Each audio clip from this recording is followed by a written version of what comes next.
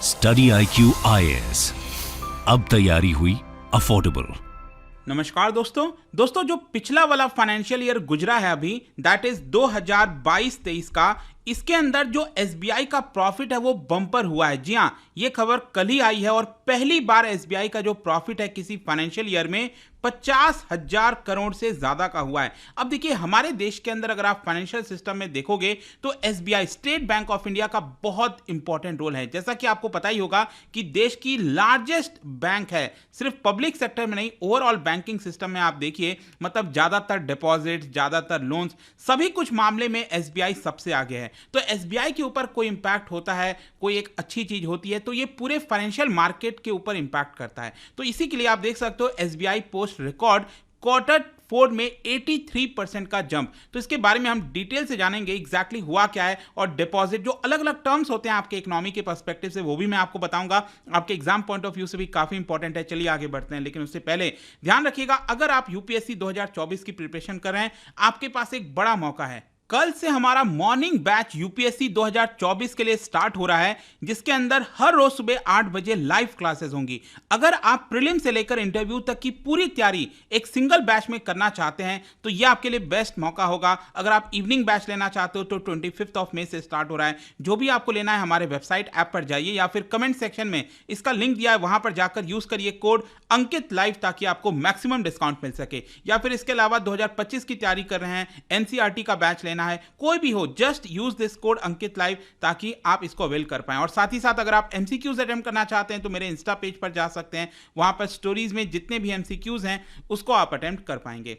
चलिए शुरुआत करते हैं और सबसे पहले देखते हैं एग्जैक्टली हुआ क्या है। देखो, मैं बात कर रहा हूं जो बीता हुआ फाइनेंशियल ईयर है, दैट इज 2022-23। अब जब 2022-23 का फाइनेंशियल ईयर की हम बात करें तो ये कब खत्म होगा? ये खत्म हुआ था 31 मार्च 2023 को। तो 1 अप्रैल 2022 से लेकर 31 मार्च 2023 के बीच में, इस एक साल में SBI, जो कि भारत की लार्जेस्ट कमर्शियल बैंक है, उसको नेट प्रॉफिट, मैं नेट प्रॉफिट की बात कर रहा हूं, 50,232 करोड़ का हुआ है, विच इज फर्स्ट टाइम, पहली बार 50,000 करोड़ का आंकड़ा क्रॉस हुआ है। एंड इस पूरे फाइनेंशियल ईयर में 59% का, मतलब 2021-22 के मुकाबले आप देखोगे तो 59% का जंप आया है। अब जहां तक 83% के जंप की बात है, तो यहां पर जो मार्च वाला क्वार्टर था, अब देखो क्या होता है, किसी भी फाइनेंशियल ईयर में, किसी भी एक साल में 4 क्वार्टर होते हैं, तो मैं जो सबसे आखिरी वाला क्वार्टर है, जनवरी, फरवरी और मार्च, ये 2023 में ये जो 3 महीने का जो क्वार्टर होता है,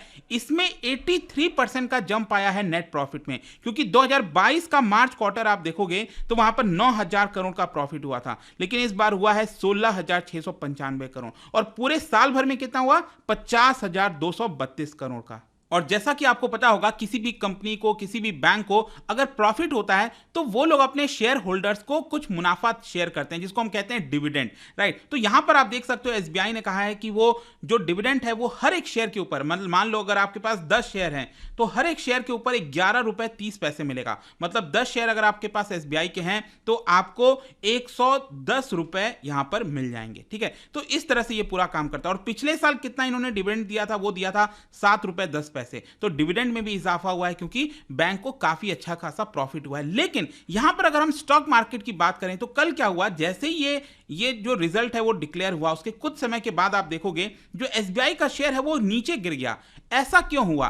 देखो, यहां पर बेसिकली क्या है ना कि स्टॉक मार्केट थोड़ा अलग ढंग से काम करता है। स्टॉक मार्केट में पहले से ही थोड़ा अंदेशा हो गया था, ये ज्यादातर लोगों को पता था कि SBI का रिकॉर्ड प्रॉफिट होने वाला है, तो लोगों ने पहले ही यहां पर शेयर्स खरीद दिया था, और जब प्रॉफिट हुआ तो लोगों ने कल बेच दिया अपना शेयर। जैसे कि आप देख सकते हो, ये पिछले एक महीने का पूरा ग्राफ है, इसमें आप देख पाओगे एक महीने पहले SBI का शेयर का दाम था 540 रुपए के आसपास, और ये बढ़ते बढ़ते 580 रुपए को क्रॉस कर गया था। और जैसे ही यहां पर अब रिजल्ट आया तो लोगों ने अपना जो शेयर खरीदा था उसको बेचना स्टार्ट कर दिया। तो जब भी सेलिंग होती है मार्केट के अंदर, या आप देख सकते हो उसके अंदर गिरावट हुआ। तो कल की जो गिरावट है बेसिकली इसीलिए हुई है, ऐसा कोई प्रॉब्लम नहीं है SBI में। इट इज जस्ट दैट कि यहां पर पहले से अनुमान था लोगों को यहां पर, और इसी की वजह से जो है इसके अंदर आपको गिरावट देखने को मिलेगी। अब क्वेश्चन यहां पर, मेन क्वेश्चन है कि प्रॉफिट क्यों इंक्रीज हुआ? ऐसा क्या हो गया SBI के अंदर जिसकी वजह से हमें अच्छा प्रॉफिट देखने को मिल रहा है? देखो, SBI के जो चेयरमैन है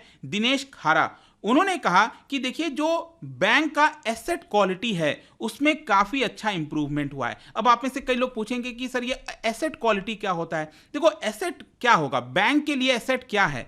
देखो मान लो बैंक है एक, अब बैंक के पास जो लोग डिपॉजिट करते हैं अपना पैसा, आपने 10,000 जमा किया, किसी ने 5,000, किसी ने 50,000, किसी ने 2 लाख, ठीक है, लोग पैसा जमा करते हैं बैंक के पास। तो ये बैंक के लिए क्या है, ये बैंक के लिए लाइबिलिटी है, क्योंकि वो बैंक को वापस लौटाना है।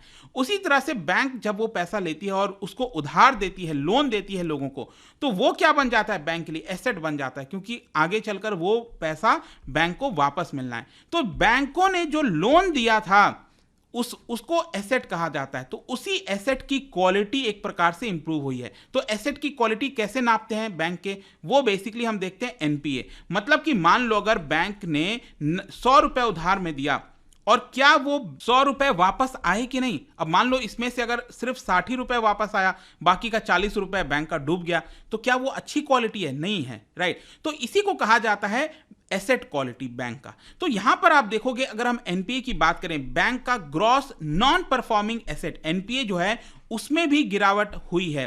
पहले बैंक का एनपीए था लगभग 1,12,000 करोड़, मतलब कि बैंक को इतना पैसा नहीं आया था, लेकिन ये गिरकर कितना हो गया एनपीए, ये गिरकर हो गया 90,000 करोड़। मतलब कि बैंक ने, अगर आप पिछले साल देखोगे तो बैंक ने यहां पर जो पैसा दिया था, एडवांस दिया था, उसका 3.97% क्या था, एनपीए था। मतलब हर 100 रुपए जो बैंक ने दिए थे उसमें से 3.97 रुपए बैंक को वापस नहीं आए थे। लेकिन अब क्या है, अब करंट सिचुएशन यह है कि जो 100 रुपए एसबीआई ने दिए हैं उसमें से सिर्फ 2.78 रुपीज वापस नहीं आए हैं। आ रहा है समझ में, मतलब इसमें इंप्रूवमेंट हुआ है ना इसके क्वालिटी में, एसेट क्वालिटी में।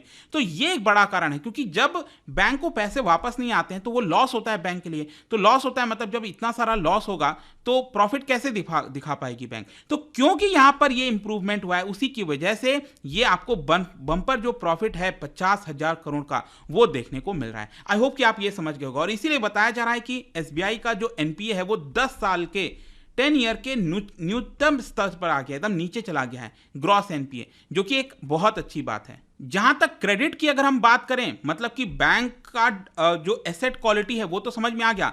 अगर हम क्रेडिट ऑफ टेक की बात करें, मतलब सर देखो बैंक का मेन काम क्या होता है, लोगों से उधार लेना, मतलब कि डिपॉजिट लेना और उसी पैसे को उधार पर देना, लोन पर देना, ठीक है। तो अच्छा खासा अगर बैंक लोन देगी तो तभी तो उसको प्रॉफिट होगा ना बैंक को। तो क्रेडिट ऑफ टेक बहुत इंपॉर्टेंट होता है जानना।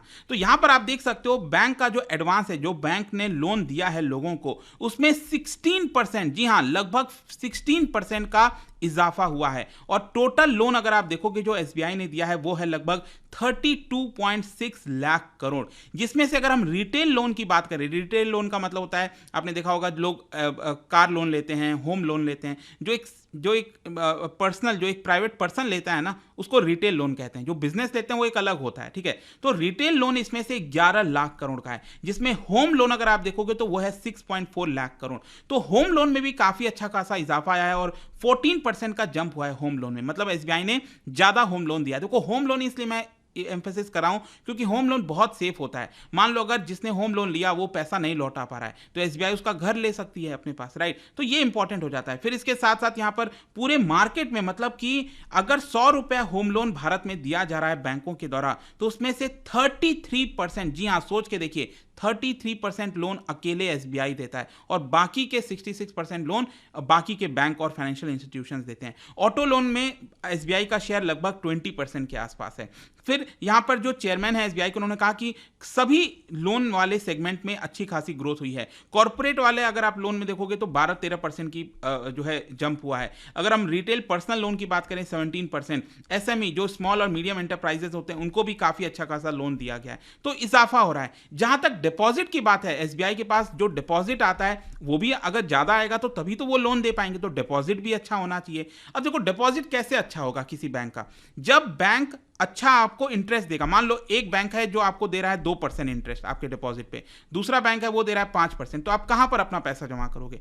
5% वाले के पास करोगे, राइट। तो अगर बैंक आपको अच्छा इंटरेस्ट देता है तो आप जमा करते हैं। तो रिसेंटली आपने देखा होगा रेपो रेट काफी अच्छा खासा बढ़ा है। तो इसी की वजह से क्योंकि यहाँ पर रेपो रेट बढ़ा तो डिपॉजिट पर भी रेट बढ़ा है। जो पहले सेविंग्स अकाउंट के ऊपर फिक्स डिपॉजिट के ऊपर पहले जो 4% 5% इंटरेस्ट मिलता था, आज के डेट में 7% 8% तक इंटरेस्ट मिल रहा है। और आप देख सकते हो एसबीआई में जो टोटल डोमेस्टिक डिपॉजिट है एसबीआई के अंदर, वो हो गया है लगभग 42.5 लाख करोड़। मतलब कि जो पूरा अगर आप डिपॉजिट देखोगे एसबीआई में तो 9.19% की जंप आपको देखने को मिलेगा। और बैंक इस समय अगर मान लो आप एसबीआई में जमा कर रहे हो पैसा जो कि 2 करोड़ से कम है, ठीक है, और आपकी मैच्योरिटी 1 साल से 3 साल के बीच में है, 1 साल से 3 साल के बीच के लिए आप फिक्स डिपॉजिट कर रहे हो एसबीआई में, तो आपको एसबीआई जो है वो 6.8% से 7% इंटरेस्ट देगा। अगर आप लॉन्ग टर्म डिपॉजिट कर रहे हो, 3 साल से ज्यादा के लिए डिपॉजिट कर रहे हो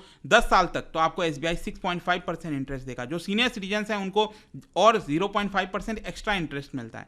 आ रहा है समझ में? तो बेसिकली यहां पर एसबीआई के लिए एक बहुत ही अच्छी खबर आई है, जो कि ओवरऑल हमारे इकोनॉमी के लिए, फाइनेंशियल इंस्टीट्यूशंस के लिए काफी अच्छी खबर है। और जाने से पहले एक इंटरेस्टिंग क्वेश्चन, क्या बता सकते हो जो भारत का पहला रीजनल रूरल बैंक ये कब स्टैब्लिश किया गया था? इसका राइट आंसर आप सबको पता है, मेरे इंस्टाग्राम पर तो मिलेगा ही।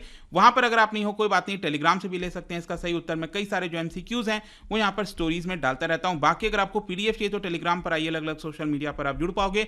और जैसा मैंने बताया, यूपीएससी हो, कोई भी एग्जाम की प्रिपरेशन कर रहे हैं, जस्ट यूज द कोड, कोई भी बैच आपको लेना हो, use the code Ankit live. And I hope की वीडियो आपको पसंद आया होगा। मिलता हूं आपसे next time. Till then, thank you very much, see you soon. Study IQ IAS, अब तैयारी हुई अफोर्डेबल।